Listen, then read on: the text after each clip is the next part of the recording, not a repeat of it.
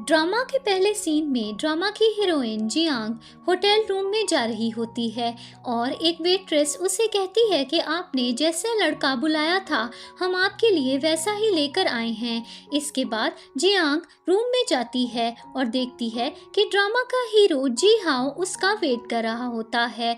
फिर वो दोनों एक साथ नाइट स्पेंड करते हैं। दूसरी तरफ जी हाओ के सिक्योरिटी गार्ड्स उसे ढूंढ रहे होते हैं। एक गार्ड अपने बाकी आदमियों को कहता है कि जैसे कि तुम लोग जानते हो कि हमारे मास्टर आधे इंसान हैं और आधे वुल्फ हैं और महीने के इस टाइम पर उनकी बॉडी काफ़ी ज़्यादा वीक हो जाती है, इसलिए हमें उन्हें जल्दी ढूंढना होगा। और फिर वो सब मिलकर जी हाओ को ढूंढने के लिए निकल पड़ते हैं।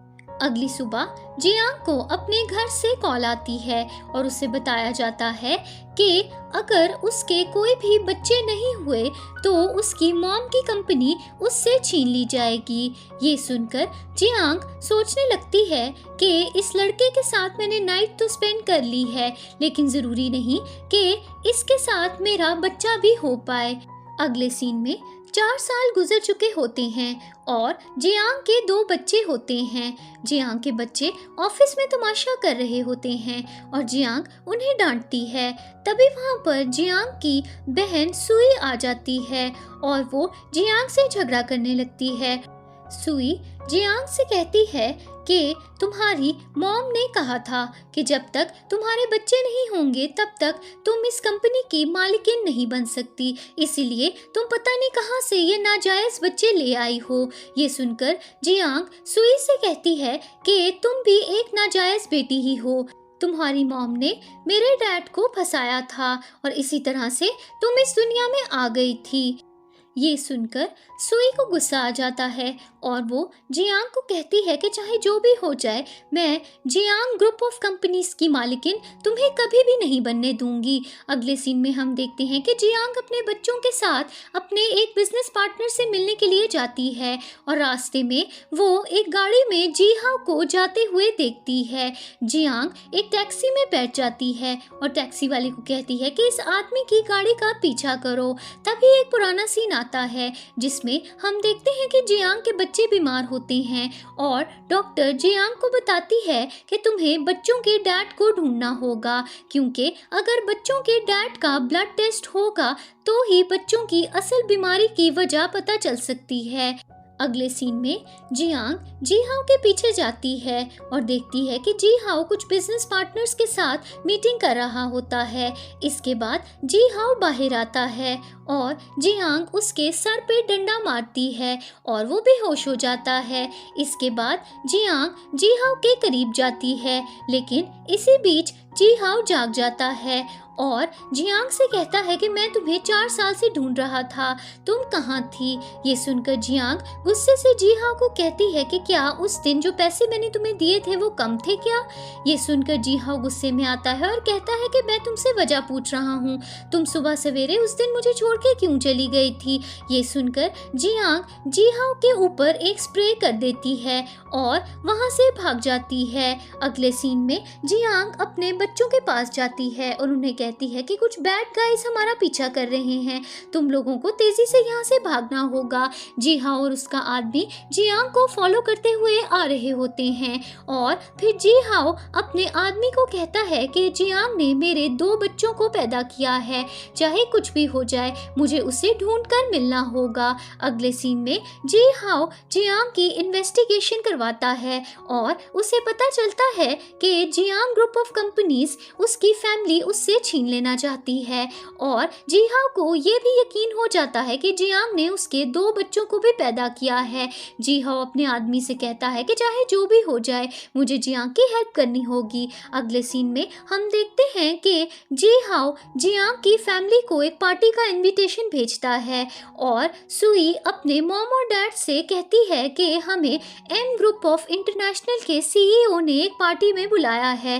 तभी वहाँ पर जियांग भी आ जाती है और सुई जियांग को कहती है कि हमें एम ग्रुप के सीईओ ने पार्टी में बुलाया है और अब जियांग ग्रुप ऑफ कंपनीज हमेशा के लिए हमारी हो जाएगी। ये सुनकर जियांग सुई से कहती है कि तुम लोगों ने मेरे शेयर्स चुराए हैं और मैं अपने कंपनी के शेयर्स वापस लेकर रहूंगी। इसके बाद वो वहां से चली जाती है और सुई और उसकी फैमिली मिलकर जियांग के खिलाफ प्लानिंग करती है। अगले सीन में हम देखते हैं कि जियांग पार्टी में अपने बच्चों को लेकर जाती है और वहां पर जियांग की फैमिली भी आई होती है और जियांग की मॉम और सिस्टर उसका मजाक उड़ाने लगती हैं और कहती हैं कि पार्टी में पहनने के लिए तुम्हारे पास अच्छे कपड़े भी नहीं हैं। इसके बाद जियांग भी उनसे झगड़ा करती है और अपने स्टेप डैड को कहती है कि मेरी मॉम की सबसे बड़ी गलती थी तुमसे शादी करना।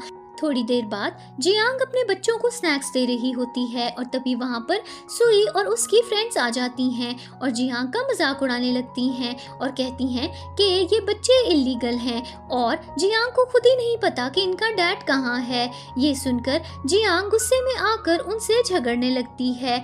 दूसरी तरफ जी हाओ अपने आदमियों से कहता है कि मेरी गर्लफ्रेंड और मेरे बच्चों के लिए गिफ्ट्स रेडी करो, हम आज इस पार्टी में उन्हें वेलकम करेंगे। इसके बाद जी हाओ के आदमी पार्टी में आ जाते हैं और गलती से जियांग की बहन सुई को जी हाओ के दिए हुए गिफ्ट्स दे देते हैं। इसके बाद जियांग सुई से कहती है कि तुम्हारे हाथ में जो नेकलेस है वो मेरा है। सुई गुस्से में आकर जियांग को कहती है कि ये गिफ्ट मुझे जी हाओ ने दिया है।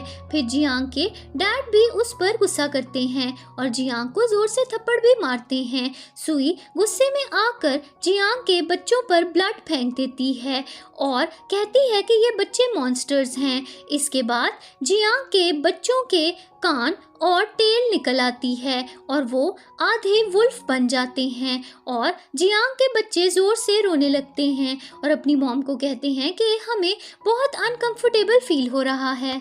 फिर सुई सबको कहती है कि ये बच्चे मॉन्स्टर्स हैं और पार्टी में आए सारे गेस्ट्स बच्चों के ऊपर चीज़ें फेंकने लगते हैं। दूसरी तरफ जी हाओ पार्टी में आ रहा होता है और रास्ते में एक वेट्रेस जी हाओ को बताती है कि पार्टी में 2 मॉन्स्टर्स हैं और सब लोग उन्हें मार रहे हैं। दूसरी तरफ सुई के कुछ आदमी जियांग को पकड़ लेते हैं और सुई उसके बच्चों को नाइफ उठाकर मारने के लिए जाती है। जियांग सुई से कहती है कि अगर तुम्हें जियांग ग्रुप ऑफ कंपनीज चाहिए तो मैं तुम्हें देने के लिए तैयार हूँ, लेकिन सुई उसे कहती है कि अब देर हो चुकी है, तुम्हारे बच्चों को मरना होगा। तभी वहाँ पर जी हाओ आ जाता है। जी हाओ अपनी मैजिकल पावर्स यूज करता है और पार्टी में आए उन सब गेस्ट्स को मार गिराता है जो उसके बच्चों को तंग कर रहे थे। फिर जी हाओ का असिस्टेंट कहता है कि बच्चों को मेडिसिन देनी होगी, नहीं तो वो बीमार पड़ जाएंगे। इसके बाद जी हाओ कहता है कि चलो हम बच्चों को ढूंढने के लिए जाते हैं। दूसरी तरफ जियांग के बच्चों की तबीयत बहुत ज़्यादा ख़राब होने लगती है। तभी वहाँ पर जी हाओ आ जाता है और बच्चों को मेडिसिन देता है और बच्चे बिल्कुल ठीक हो जाते हैं। उसके बाद जियांग उससे पूछती है कि बच्चों को क्या बीमारी है। जी हाओ का असिस्टेंट जियांग को बताता है कि बच्चों के ब्लड में वुल्फ का ब्लड है और इस वजह से कभी कभी वो बीमार पड़ जाते हैं। फिर बच्चे जियांग से पूछते हैं कि ह्यूमन वुल्फ्स क्या होते हैं और जियांग उन्हें बताती है कि ह्यूमन वुल्फ्स बहुत ज़्यादा ताकतवर होते हैं। फिर जी हाओ जियांग से पूछता है कि क्या ये बच्चे मेरे हैं। जियांग कहती है कि हम दोनों का कोई लेना देना नहीं है, इसीलिए मैं यहाँ से जा रही हूँ। ये सुनकर जी हाओ जियांग को बताता है कि 4 साल पहले फुल मून नाइट थी और उस रात को मैं बहुत वीक हो जाता हूँ, इसलिए मैंने अपना कंट्रोल लूज कर दिया था और मैंने तुम्हारे साथ नाइट स्पेंड कर ली थी। फिर जी हाओ जियांग से पूछता है कि क्या ये बच्चे मेरे हैं। जियांग अपने दिल में सोचती है कि जी हाओ खतरनाक इंसान लगता है, इसीलिए मुझे ये नहीं बताना चाहिए कि ये बच्चे उसके हैं। फिर जियांग झूठ बोल देती है और जी हाओ से कहती है कि ये बच्चे तुम्हारे नहीं हैं। ये सुनकर जी हाओ बहुत ज़्यादा गुस्से में आ जाता है और कहता है कि ये बच्चे ह्यूमन वुल्व्स हैं, इसका मतलब है कि तुमने हमारे ही ट्राइब में से किसी और के साथ बच्चे पैदा किए हैं। ये सुनकर जियांग कहती है कि मुझे मुझे बच्चों को खाना देना है, अब मैं उन्हें घर लेकर जा रही हूँ। इसके बाद जी हाओ अपने असिस्टेंट से कहता है कि ये बच्चे जब बीमार पड़ेंगे तो ये मेरे पास जरूर आएगी। दूसरी तरफ सुई जी हाओ का दिया हुआ नेकलेस देखकर खुश होती है और सोचने लगती है कि शायद वो मुझे पसंद करता है। अगले सीन में हम देखते हैं कि जियांग के बच्चे फिर से बीमार हो जाते हैं और जियांग जी हाओ से मिलने के लिए जाती है और उससे रिक्वेस्ट करती है कि मेरे बच्चों को बचा लो। जी हाओ उससे कहता है कि ये मेरे बच्चे नहीं हैं, मैं इन्हें क्यों बचाऊं। ये सुनकर जियांग कहती है कि मैं तुम्हारे लिए कुछ भी करने को तैयार हूँ। जी हाओ उसे कहता है कि तुम्हें मेरी पर्सनल मेड बनना होगा। अगले सीन में हम देखते हैं कि ह्यूमन वुल्फ ट्राइब में जी हाओ की मॉम और बाकी ट्राइब के लोग ये डिस्कस कर रहे होते हैं कि ह्यूमन वुल्फ्स का ट्राइब की नस्ल ख़त्म होने वाली है और हमारे ट्राइब में कोई भी नए बच्चे पैदा नहीं हो रहे हैं। तभी वहाँ पर ट्राइब का एक आदमी आता है और ट्राइब के लीडर को बताता है कि खबर मिली है कि ह्यूमन वुल्फ्स में से किसी ने ट्विंस बच्चे पैदा किए हैं। फिर ट्राइब का लीडर अपनी सुपरनैचुरल पावर्स यूज करता है और उसे ये बात पता चल जाती है कि ये बच्चे जी हाओ के हैं। फिर सारे ट्राइब के लोग बहुत ज़्यादा खुश हो जाते हैं और बच्चों को ढूंढने के लिए निकल पड़ते हैं। अगले सीन में हम देखते हैं कि जियांग ह्यूमन वुल्फ्स के घर में जाती है और वहाँ पर एक मेड जियांग को रोक देती है और कहती है कि तुम कौन हो। तभी वहाँ पर जी हाओ आ जाता है और मेड से कहता है कि ये मेरी पर्सनल मेड है। इसके बाद जी हाओ जियांग को कहता है कि तुम आज से मेरी पर्सनल मेड हो, इसीलिए जैसे ही मैं बेल बजाऊंगा तुम्हें मेरे पास आना होगा। इसके बाद जी हाओ का असिस्टेंट उससे पूछता है कि आप इस लड़की की हेल्प क्यों कर रहे हैं। जी हाओ कहता है कि ह्यूमन वुल्फ्स अपनी लाइफ में सिर्फ एक ही औरत को पसंद करते हैं और अगर ये औरत अपने बच्चे छोड़ देगी तो मैं इससे शादी कर सकता हूँ। अगले सीन में हम देखते हैं कि जी हाओ कुछ ह्यूमन वुल्फ बच्चों को ट्रेनिंग दे रहा होता है और जियांग उसे देखकर अपने दिल में सोचती है कि ये कितना ज़्यादा क्रूअल है। अच्छा ही हुआ है मैंने इसे नहीं बताया कि मेरे बच्चों का डैड ये है। इसी बीच सुई जी हाओ के घर आ जाती है और वो जियांग को वहाँ देखकर बहुत गुस्से में आती है। अगले सीन में जियांग घर जाती है और बच्चे उसे बताते हैं कि अंकल जी हाओ ने हमें मेडिसिन भेजी थी और हम बिल्कुल ठीक हो गए हैं। फिर जियांग अपने बच्चों से कहती है कि तुम लोगों को आगे से अपना ख्याल रखना होगा। अगले सीन में जी हाओ जियांग को बार बार बेल बजाकर बुलाता है और उसे बहुत सारे काम भी दे देता है। फिर जियांग थक कर बैठती है लेकिन तभी उसे फिर से बुला लिया जाता है और फिर जियांग को एक मेड कहती है कि जी हाओ एक मीटिंग में जा रहा है और वो चाहता है कि तुम उसके लिए क्लोथ्स चूज करो। फिर एक मेड जानबूझकर जियांग को वो कपड़े दे देती है जो जी हाओ को सबसे ज़्यादा नापसंद होते हैं। अगले सीन में जियांग कपड़े लेकर जी हाओ के पास जाती है और जी हाओ उसे कहता है कि तुमने क्या ये कपड़े मेरे लिए चूज किए हैं। जियांग कहती है कि आपकी एक पुरानी मेड ने मुझे बताया था कि आपको ये कपड़े बहुत पसंद हैं। जी हाओ जानबूझकर कह देता है कि मुझे ये कपड़े सच में बहुत पसंद हैं और फिर वो अपने असिस्टेंट से कहता है कि जिस मेड ने जियांग को फंसाने की कोशिश की है उसे जॉब से निकाल दो। इसके बाद जी हाओ अपनी शर्ट के बटन खोलता है और फिर जियांग को कहता है कि मुझे कपड़े चेंज करवाओ। दूसरी तरफ जियांग के घर पर बेल होती है और बच्चे दरवाज़ा खोलते हैं लेकिन किसी को देखते ही वो डर जाते हैं। दूसरी तरफ जी हाओ जियांग को कहता है कि क्या तुम अपने मॉम के दिया हुआ नेकलेस वापस नहीं लेना चाहती। ये सुनकर जियांग कहती है कि वो तो तुम्हारे पास रह गया था।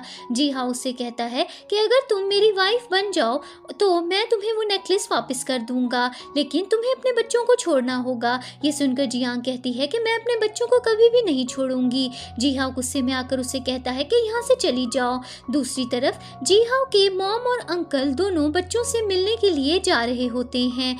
इसके बाद जियांग घर जाती है और वो अपने बच्चों को ढूंढने लगती है और फिर उसे वहाँ पर एक नोट मिलता है जो सुई ने लिखा होता है और जियांग को पता चल जाता है कि सुई ने बच्चों को किडनैप कर लिया है। इसके बाद जियांग जीहाओ को कॉल करती है और उससे कहती है कि मेरे बच्चे कहीं खो गए हैं, मुझे उन्हें ढूंढने में मदद चाहिए। ये सुनकर जीहाओ जियांग को कहता है कि वो मेरे बच्चे नहीं हैं, इसीलिए मैं उन्हें बचाने के लिए नहीं आऊँगा। अगले सीन में जीहाओ के मॉम और अंकल उससे मिलने के लिए ऑफिस आते हैं और उससे कहते हैं कि हम तुम्हारे बच्चों से मिलने आए हैं। जीहाओ अपनी मॉम को कहता है कि मेरे कोई भी बच्चे नहीं हैं। फिर जीहाओ की मॉम उसे बताती हैं कि तुम्हारे अंकल ने मैजिकल पावर्स यूज़ की थी और उन्हें पता चल गया था कि उन बच्चों में तुम्हारा ही ब्लड है। ये सुनकर जीहाओ हैरान हो जाता है और फौरन अपने बच्चों को ढूंढने के लिए निकलता है।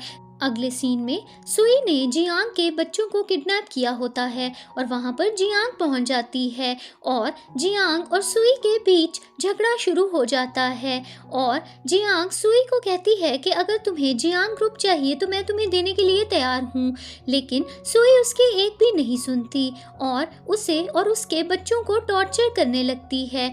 इसके बाद सुई जियांग को कहती है कि तुम्हारी हिम्मत कैसे हुई मेरे से जीहाओ को छीनने की। फिर सुई बच्चों को मारने ही वाली होती है कि तभी वहां पर जीहाओ और उसकी मॉम आ जाते हैं। फिर जीहाओ की मॉम सुई को कहती हैं कि तुम्हारी हिम्मत कैसे हुई मेरे ग्रैंड चिल्ड्रन को हाथ लगाने की। फिर जीहाओ सुई से कहता है कि तुमने मेरी मॉम और मेरे बच्चों के साथ बदतमीजी क्यों की, मैं तुम्हें नहीं छोड़ूंगा। उसके बाद जीहाओ के आदमी सुई को वहां से ले जाते हैं और फिर बच्चे जियांग से पूछते हैं कि क्या जीहाओ हमारा डैड है। फिर बच्चे अपनी दादी से भी मिलते हैं और इसके बाद जीहाओ की मॉम जियांग को कहती हैं कि तुम्हें हमारे साथ चलना चाहिए, लेकिन जियांग जाने से इनकार कर देती है। जीहाओ जियांग को कहता है कि मैं तुमसे तुम्हारे बच्चे छीनना नहीं चाहता, लेकिन अगर मेरे बच्चे मेरे साथ नहीं रहेंगे तो वो अक्सर बीमार पड़ जाएंगे और उन्हें अक्सर मेरी ज़रूरत पड़ेगी। ये सुनकर जियांग जीहाओ की बात मान जाती है और अपने बच्चों को लेकर जीहाओ के घर चली जाती है। अगले सीन में जियांग जीहाओ के घर जाती है और जियांग के बच्चे जीहाओ का घर देखकर बहुत खुश होते हैं क्योंकि घर बहुत ही बड़ा और प्यारा होता है। इसके बाद बच्चों की ग्रैंड मदर उन्हें बहुत सारे गिफ्ट्स देती हैं। इसके बाद जीहाओ अपने असिस्टेंट से कहता है कि बच्चों को शॉपिंग मॉल ले जाओ और इन्हें बहुत सारी शॉपिंग करवाओ। ये सुनकर बच्चे बहुत ज़्यादा खुश हो जाते हैं। इसके बाद जीहाओ जियांग को बहुत ही एक्सपेंसिव ज्वेलरी भी गिफ्ट करता है। अगले सीन में हम देखते हैं कि जीहाओ की मॉम उससे कहती हैं कि तुम्हें जियांग से शादी कर लेनी चाहिए। जीहाओ अपनी मॉम को बताता है कि गलती से मैंने जियांग के साथ नाइट स्पेंड की थी, लेकिन अब मुझे उससे प्यार होने लगा है। ये सुनकर जीहाओ की मॉम कहती है कि मैं जल्द ही तुम दोनों की शादी की तैयारियां शुरू करती हूँ। अगले सीन में जियांग अपने बच्चों के पास जाती है और जियांग के बच्चे उसके बाजू की मसाज करते हैं। अगले सीन में जियांग के बच्चों के पास ट्राइब के कुछ लड़के आते हैं और वो उन्हें कहते हैं कि तुम लोग बहुत क्यूट हो, क्या तुम लोगों की मॉम एक इंसान है। तभी वहाँ पर जियांग आ जाती है और उन लड़कों से कहती है कि मेरे बच्चों से दूर रहो। फिर वो लड़के जियांग को छेड़ने लगते हैं और कहते हैं कि तुम्हारी अभी तक शादी नहीं हुई, तुम हमसे दोस्ती कर सकती हो। तभी वहाँ पर जीहाओ आ जाता है और वो लड़के जीहाओ को देखकर वहाँ से भाग जाते हैं। इसके बाद जीहाओ की फ्रेंड सिमी जियांग से कहती है कि तुम इन लड़कों से फ्लर्ट क्यों कर रही थी। इसी बीच जीहाओ अपनी फ्रेंड को कहता है कि तुम इस तरह से जियांग से बात नहीं कर सकती। इसके बाद जीहाओ जियांग से कहता है कि यहाँ पर लड़के बिल्कुल भी अच्छे नहीं हैं, तुम्हें सिर्फ और सिर्फ मेरे से ही बात करनी चाहिए और इन लड़कों को इग्नोर करना चाहिए। ये सुनकर जियांग गुस्से से वहाँ से चली जाती है। अगले सीन में हम देखते हैं कि जियांग एक रिलीजियस सेरेमनी के लिए अपने बच्चों के साथ तैयार होकर आती है। जीहाओ जियांग को बताता है कि इस सेरेमनी में हमारे बच्चे हमारे एंसेस्टर्स से मिलेंगे और हम सब मिलकर प्रे करेंगे और इसके बाद बच्चों की सारी प्रॉब्लम्स भी दूर हो जाएंगी। फिर जीहाओ जियांग को टेंपल की मिस्ट्रेस के बारे में बताता है और कहता है कि वो ह्यूमंस को ज़्यादा पसंद नहीं करती क्योंकि उनकी बहन एक ह्यूमन के प्यार में पड़ गई थी और ट्राइब से भाग गई थी। उस दिन से वो ह्यूमन से नफरत करती हैं, इसीलिए तुम्हें मेरी आंटी से बचकर रहना होगा। इसके बाद जियांग टेम्पल की मिस्ट्रेस से मिलती है और मिस्ट्रेस कहती है कि तुमने बहुत ही हेल्दी ट्विंस और प्यारे बच्चों को जन्म दिया है।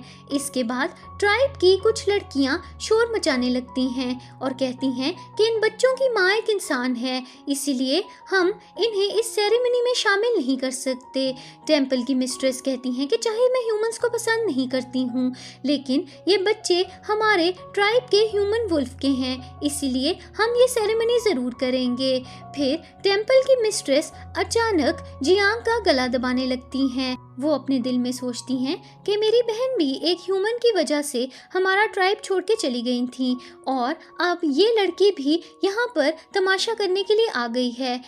इसके बाद सिमी टेम्पल मिस्ट्रेस को बताती है कि फुल मून नाइट पर इस लड़की ने जीहाओ का फ़ायदा उठाया और इसी वजह से ये बच्चे भी दुनिया में आ गए। इसके बाद सिमी तमाशा करने लगती है और जियांग और उसके बच्चों से झगड़ती भी है, लेकिन दूसरी तरफ जीहाओ को इस बात का पता चल जाता है कि उसके बच्चे डेंजर में हैं और वो अपने बच्चों को बचाने के लिए जाने की तैयारी करता है।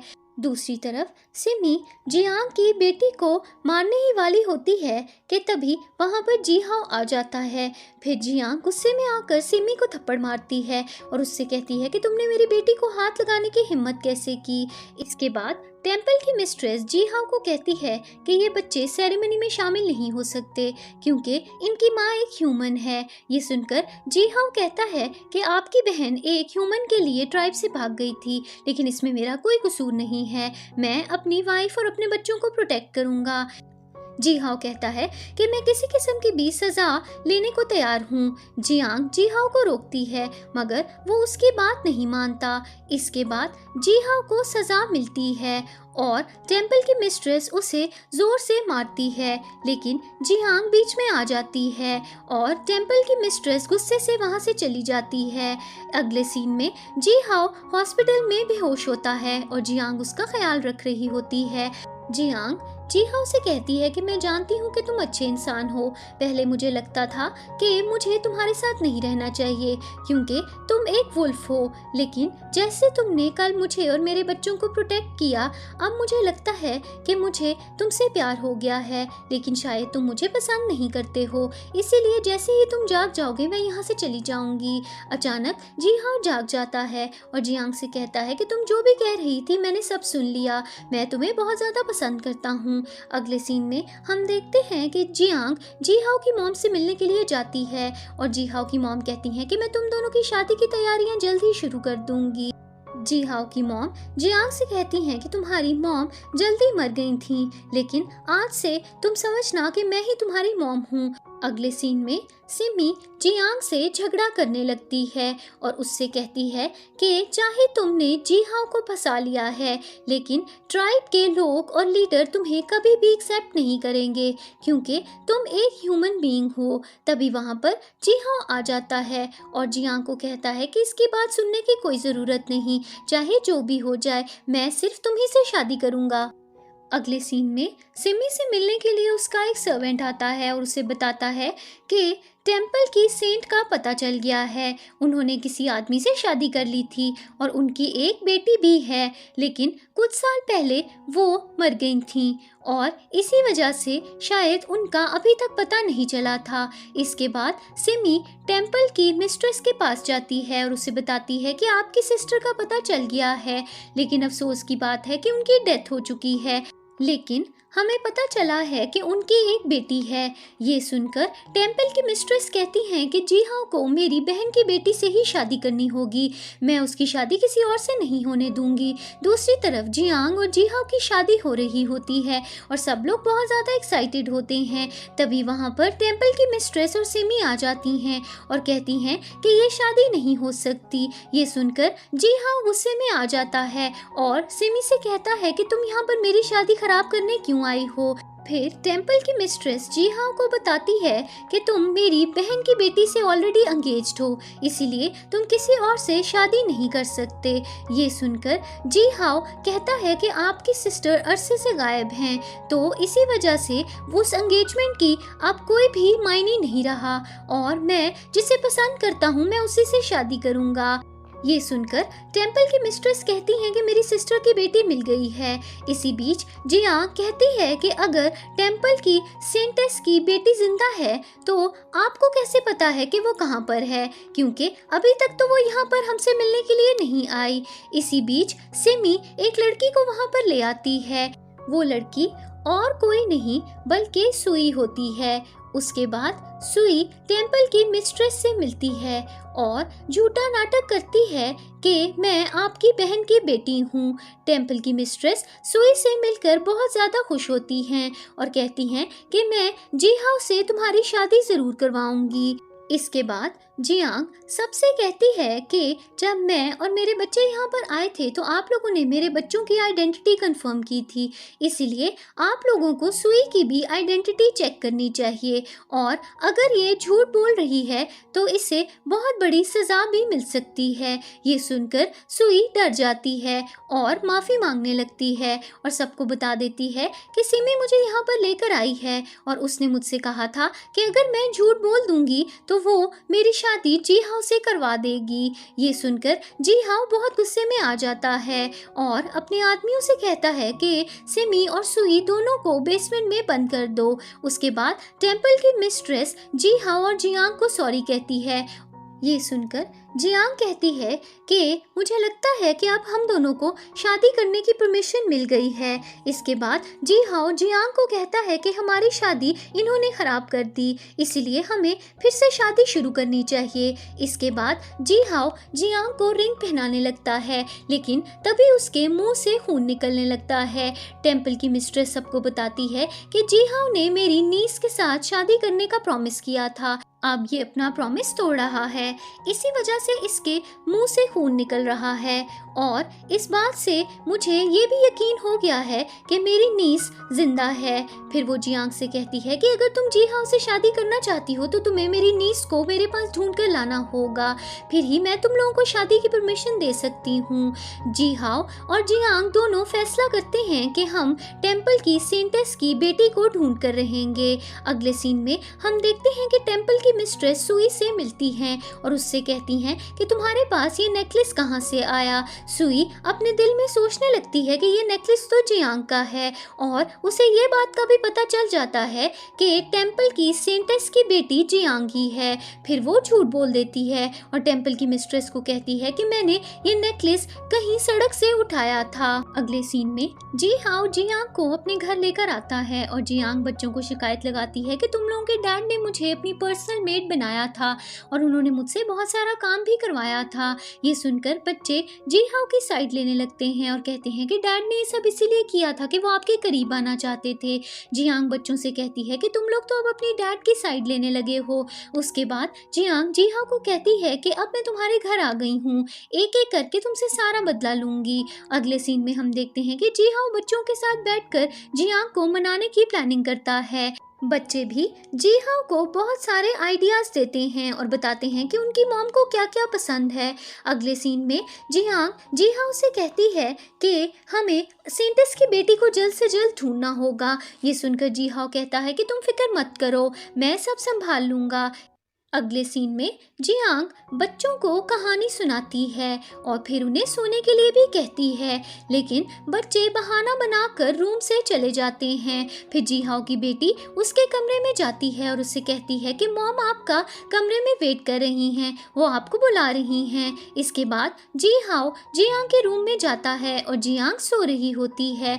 फिर वो जियांग को उठाकर कहता है कि तुमने मुझे बुलाया था। ये सुनकर जियांग कहती है कि तुम्हें गलतफहमी हो रही है, मैंने तुम्हें नहीं बुलाया था। फिर जीहाओ जियांग को कहता है कि उस रात हम दोनों के बीच में काफ़ी ज़्यादा करीबी आ गई थी, लेकिन वो सब गलती से हुआ था। लेकिन अब मैं अपने रिश्ते को टाइम देना चाहता हूँ और हम आहिस्ता आहिस्ता आगे बढ़ेंगे। फिर वो सोने के लिए बेड के दूसरी तरफ चला जाता है, लेकिन जियांग उसके करीब आती है और उसे किस करती है और फिर दोनों नाइट स्पेंड करते हैं। अगली सुबह बच्चे ब्रेकफास्ट कर रहे होते हैं और वो जियांग से पूछते हैं कि डैड डैड कहाँ है।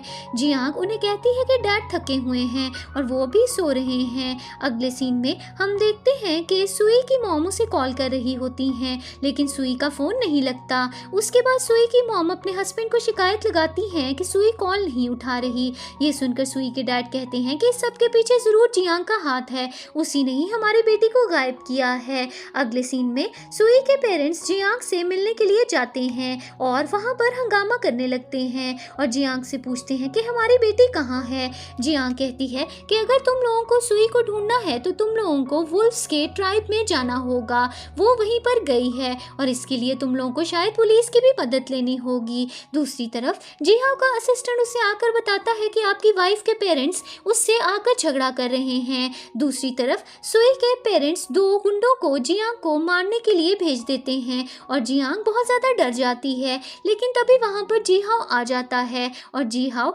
सुई के पेरेंट्स को कहता है कि तुम्हारी हिम्मत कैसे हुई मेरी वाइफ को हाथ लगाने की। ये सुनकर सुई के डैड गुस्से में आते हैं और जिहाओ से कहते हैं कि तुमने तो मेरी डॉटर से शादी करनी थी, तुमने जियांग से शादी कैसे कर ली। इसी बीच सुई की मॉम भी जिहाओ को कहती हैं कि जियांग बहुत बड़ी धोखेबाज है, तुम्हें इससे शादी नहीं करनी चाहिए थी। जिहाओ गुस्से में आ जाता है और सुई के पेरेंट्स को कहता है कि आज से आप लोगों की और मेरे बीच कोई भी बिजनेस डील नहीं होगी और आज से जियांग भी आप लोगों के साथ कोई रिश्ता नहीं रखेगी, ये सिर्फ मेरी वाइफ बनकर रहेगी। ये सुनकर जियांग की मॉम और डैड दोनों जिहाओ से माफी मांगते हैं और इसके बाद जियांग से रिक्वेस्ट करते हैं कि जिहाओ को कहो कि वो हमारे साथ इतना बुरा सलूक ना करे, लेकिन जिहाओ एक नहीं सुनता और उसके पेरेंट्स को कहता है कि आज से जियांग का तुम लोगों से कोई भी ताल्लुक नहीं है। अगले सीन में हम देखते हैं कि टेंपल की मिस्ट्रेस अपनी बहन का नेकलेस देख रही होती है और फिर सोचती है कि इसकी मदद से जल्द ही मैं अपनी बहन की बेटी को ढूंढ लूंगी। अगले सीन में हम देखते हैं कि जियांग जिहाओ को थैंक यू बोलती है और कहती है कि तुमने मेरी मॉम की कंपनी मुझे वापस दिलाकर बहुत बड़ा काम किया है। फिर वो कहती है कि कल मेरी मॉम की डेथ एनिवर्सरी है, तुम्हें मेरे साथ उनकी ग्रेव पर जाना होगा। अगले सीन में जियांग जिहाओ को और अपने बच्चों को लेकर अपनी मॉम की ग्रेव पे जाती है और रास्ते में जिहाओ को बताती है कि मेरी मॉम एक बहुत ही स्ट्रॉन्ग वुमेन थी और उन्होंने सारा बिजनेस खुद से खड़ा किया था, शायद बहुत ज़्यादा हार्ड वर्क करने की वजह से वो बीमार होकर मर गई। अगले सीन में जिहाओ जियांग के साथ उसकी मॉम की ग्रेव पर खड़ा होता है और जिहाओ जियांग की मॉम की ग्रेव देखकर कहता है कि तुम्हारी मॉम का नाम मुझे बहुत सुना हुआ लगता है, मुझे लगता है कि शायद मैं इन्हें जानता हूँ। इसके बाद जियांग अपनी मॉम को कहती है कि जिहाओ मेरा हस्बैंड है और मैं आज उसे आपसे मिलवाने के लिए लेकर आई हूँ। फिर जिहाओ भी जियांग की मॉम को कहता है कि मैं आपकी बेटी और अपने बच्चों का हमेशा ख्याल रखूंगा। अगले सीन में जियांग अपनी कंपनी जाती है और वहाँ पर सारे एम्प्लॉयज से मिलती है और सब एम्प्लॉयज उसके बच्चों को बहुत प्यार करते हैं, लेकिन तभी कंपनी के कुछ ऑफिशियल एम्प्लॉयज वहाँ पर आ जाते हैं और वो जियांग से झगड़ने लगते हैं और कहते हैं कि तुम एक नई एम्प्लॉय लगती हो, तुम्हें यहाँ पर बच्चों को लेकर नहीं आना चाहिए था। जियांग और उन आदमियों के बीच झगड़ा शुरू हो जाता है और इसी बीच जियांग उन्हें बता देती है कि मैं इस कंपनी की नई सीईओ हूँ और आज से तुम लोगों को जॉब से निकाल रही हूँ। ये सुनकर वो आदमी गुस्से में आ जाते हैं और जियांग से कहते हैं कि हमारे बगैर तुम कोई भी प्रोजेक्ट हैंडल नहीं कर सकती। तभी वहाँ पर जिहाओ आ जाता है और जिहाओ का असिस्टेंट सबको बताता है कि जिहाओ ने इस कंपनी में बिलियंस की इन्वेस्टमेंट की है। ये सुनकर जियांग बहुत ज़्यादा खुश हो जाती है। अगले सीन में सुई के पेरेंट्स न्यूज़ में देखते हैं कि जियांग ग्रुप ऑफ कंपनीज बहुत ज़्यादा सक्सेसफुल हो गई है और जिहाओ ने उसमें बिलियंस की इन्वेस्टमेंट भी की है। सुई की मॉम गुस्से में आकर कहती हैं कि जियांग को मैं खुश नहीं रहने दूंगी। अगले सीन में जियांग अपने बच्चों को लेकर ऑफिस जाती है। फिर जियांग अपने बच्चों को कहती है कि मुझे कुछ काम है, तुम लोग चुपचाप बैठकर खेलो। उसके बाद बच्चे अपने डैड को वीडियो कॉल करते हैं और उनसे बात भी करने लगते हैं। थोड़ी देर बाद वहाँ पर सुई के पेरेंट्स आ जाते हैं और सुई की मॉम और डैड जियांग को कहते हैं कि तुम्हारी वजह से हमारे पास अब कुछ भी नहीं रहा, इसीलिए हम तुम्हें जिंदा नहीं रहने देंगे। जियांग सुई के पेरेंट्स से कहती है कि ये कंपनी मेरी मॉम की है और मेरा इस पे पूरा हक है। सुई की मॉम गुस्से में आ जाती हैं और कहती हैं कि आज मैं तुम्हें मार डालूंगी। उसके बाद सुई के डैड एक बॉम्ब निकालते हैं और वहाँ पर फिक्स कर देते हैं। दूसरी तरफ जी हाओ बच्चों से वीडियो कॉल पर बात कर रहा होता है, लेकिन उसकी कॉल कट हो जाती है। फिर वो बच्चों को फिर से कॉल करता है, लेकिन कॉल कोई भी नहीं उठाता। फिर जी हाओ अपने असिस्टेंट से कहता है कि लगता है कि बच्चे और जियांग खतरे में हैं। दूसरी तरफ जियांग बॉम्ब देखकर घबरा जाती है और वो सुई के पेरेंट्स से कहती है कि हम बात करके सब सॉल्व कर सकते हैं, लेकिन सुई के मॉम डैड बहुत गुस्से में होते हैं और वो जियांग की एक भी नहीं सुनते। तभी कंपनी की एक एम्प्लॉय आती है और जियांग उससे कहती है कि ऑफिस में सब लोगों से कहो कि वो घर चले जाएं। इसके बाद जियांग सुई की मॉम से कहती है कि मेरे एम्प्लॉयज को यहाँ से जाने दो, अभी बॉम्ब ब्लास्ट मत करना। फिर जियांग सुई के पेरेंट्स को कहती है कि अगर तुम लोग मुझे जिंदा रहने दोगे तो मैं तुम लोगों को बता सकती हूँ कि सुई कहाँ पर है, मैं तुम लोगों को उससे मिलवाने के लिए भी लेकर जा सकती हूँ। सुई की मॉम कहती हैं कि तुम झूठ बोल रही हो और आज तुम्हें मरना ही होगा और हम भी यहाँ पर तुम्हारे साथ मर जाएंगे क्योंकि हमारे पास अब कुछ भी नहीं बचा। इसके बाद सुई के पेरेंट्स वहाँ पर बॉम्ब लगा देते हैं और जियांग वहाँ से भागने की कोशिश करती है, लेकिन सुई की मॉम उन्हें भागने नहीं देती। फिर जियांग का बेटा अपनी मैजिकल पावर्स यूज करके आधा वुल्फ बन जाता है और दरवाजा तोड़ने की कोशिश करता है। बच्चा दरवाजा नहीं तोड़ पाता और उसके बाद जियांग और उसके बच्चे बहुत ज्यादा डर जाते हैं, लेकिन तभी वहां पर जी हाओ आ जाता है और जियांग उसे अंदर आने से मना करती है। थोड़ी देर बाद जी हाओ वहां पर आ जाता है और जियांग और बच्चों को बचा लेता है, लेकिन वो खुद जख्मी हो जाता है और बेहोश हो जाता है। अगले सीन में जियांग जी हाओ को हॉस्पिटल लेकर आती है। थोड़ी देर बाद डॉक्टर आता है और जियांग को बताता है कि मिरेकल हो गया है, आपका हस्बैंड बहुत ज़्यादा स्ट्रॉन्ग है और वो बिल्कुल ठीक है। इसके बाद जियांग जी हाओ से मिलने के लिए जाती है और जी हाओ उसे बताता है कि थोड़ी सी चोट है पर मैं जल्दी ही ठीक हो जाऊंगा। फिर जियांग जी हाओ से कहती है कि मैं टेंपल की सेंटस की बेटी को ढूंढने के लिए जा रही हूँ। इसके बाद जी हाओ का असिस्टेंट वहाँ पर आता है और तभी जी हाओ खून की वॉमिटिंग करने लगता है और अपने असिस्टेंट को बताता है कि मेरे पास ज़्यादा दिन नहीं बचे, मैं जल्द ही मरने वाला हूँ। और फिर वो अपने असिस्टेंट को कहता है कि मेरी इस हालत का पता मेरी वाइफ को नहीं चलना चाहिए, अगर उसे पता चला तो उसे बहुत दुख होगा। अगले सीन में हम देखते हैं कि टेंपल की मिस्ट्रेस की मेड उसे आकर बताती है कि सुई अभी भी कुछ बताने को तैयार नहीं है, लेकिन हमने इन्वेस्टिगेशन की है और हमें पता चला है कि ये नेकलेस सुई की बहन का है। ये सुनकर टेंपल की मिस्ट्रेस सोच में पड़ जाती है। अगले सीन में जियांग जी हाओ से मिलती है और जी हाओ की हेल्थ काफी ज्यादा खराब हो जाती है। फिर वो अपने बच्चों से मिलता है और कहता है कि मुझे कुछ दिनों के लिए कहीं जाना होगा। अगले सीन में जी हाओ बिजनेस ट्रिप के लिए निकल रहा होता है और जियांग उसे जाने से मना करती है, लेकिन जी हाओ जियांग को कहता है कि मुझे कुछ इम्पोर्टेंट काम है, मैं काम करके जल्द ही वापस आऊंगा और फिर तुमसे शादी भी करूंगा।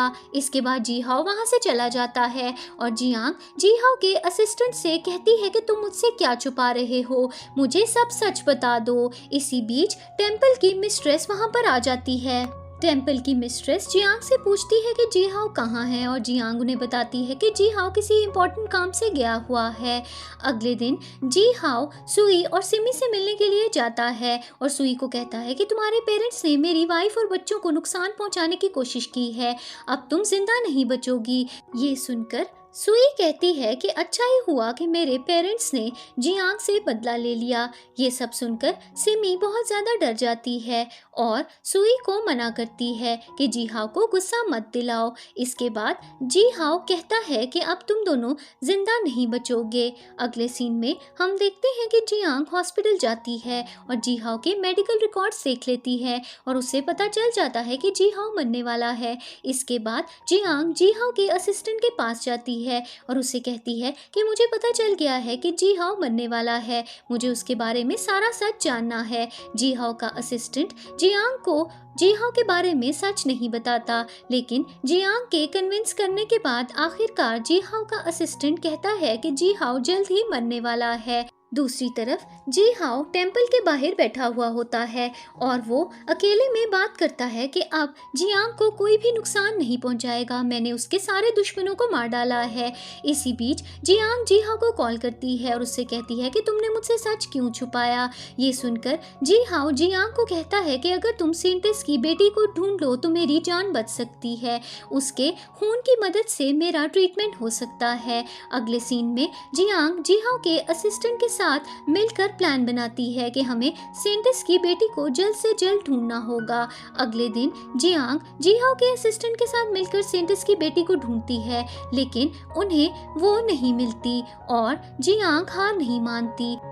अगले दिन जियांग जी हाओ के असिस्टेंट के साथ एक वीरान जगह पर जाती है और वहां पर उसे टेम्पल की मिस्ट्रेस मिल जाती है। जियांग को किसी काम से वहां से जाना पड़ जाता है और जी हाओ का असिस्टेंट टेम्पल की मिस्ट्रेस के हाथ में एक नेकलेस देखता है और उसे याद आ जाता है कि ये नेकलेस तो जियांग का है। फिर वो टेम्पल की मिस्ट्रेस को बता देता है कि ये नेकलेस जियांग का है और ये सुनकर टेम्पल की मिस्ट्रेस हैरान रह जाती है क्योंकि उसे पता चल जाता है कि जियांग ही उसकी बहन की बेटी है।